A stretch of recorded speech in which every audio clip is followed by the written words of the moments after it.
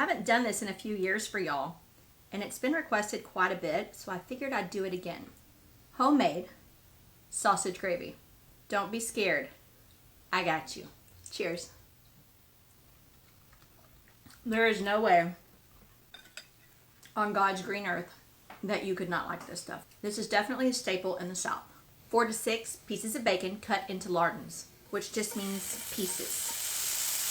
If you don't have a bacon reserve container, I highly recommend that you get one. Today, it's all about the gravy. We'll do biscuits another day, one step at a time. So we're just gonna make some canned biscuits today. Once your bacon is nice and crispy, set it aside. We're saving this bacon for my pasta salad. We're gonna do a little bit later. You want enough grease to completely coat the bottom, plus a little bit more, about like that. If you have too much, put it in your reserve. Add in your breakfast sausage. If you twist it from the ends, it makes sure it all comes out kind of like toothpaste. Making gravy from scratch is not hard. It's super easy once you understand the basic concepts, and there are so many ways that you could jazz it up and make it your own. You could have even left the bacon in there if you wanted to, but I'm saving mine. My friend asked me yesterday, why don't you ever do breakfast foods? And I said, I do. He said, when? Like a year ago? And I'm like, okay, touche. You're lucky I even put a bra on. This is absolutely not traditional, but y'all know I love my garlic. My meemaw and my mom did not do this, but after I made it this way for my mom, she prefers it this way. So add some garlic powder, not a whole lot. We're gonna let that get nice and brown.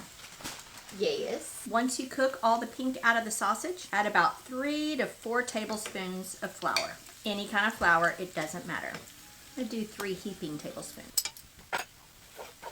Cook that down a minute. That will help get rid of the flour taste for about 2 or 3 minutes. Slowly add in your milk. I don't know exactly how much. What's more important is recognizing the consistency of the gravy.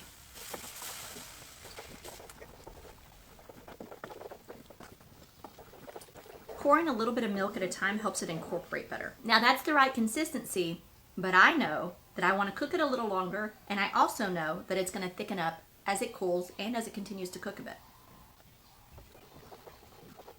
When you're making a white gravy for chicken strips or anything like that, or to put on top of your chicken fried steak or chicken fried chicken, exact same thing, except you just don't add the sausage. That's when I like to add fresh garlic and onion as well. Now see how this is a bit thinner than the gravy consistency that we would like? I'm going to turn my heat down to medium-low.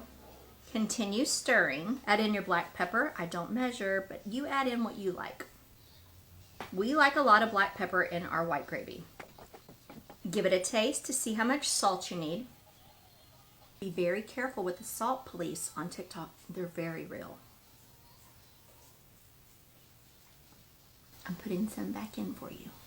You could even use a Creole or a Cajun seasoning instead of salt. That's really good. Now we're just going to continue cooking this on a low medium until it thickens just a touch, and that's really all there is to it.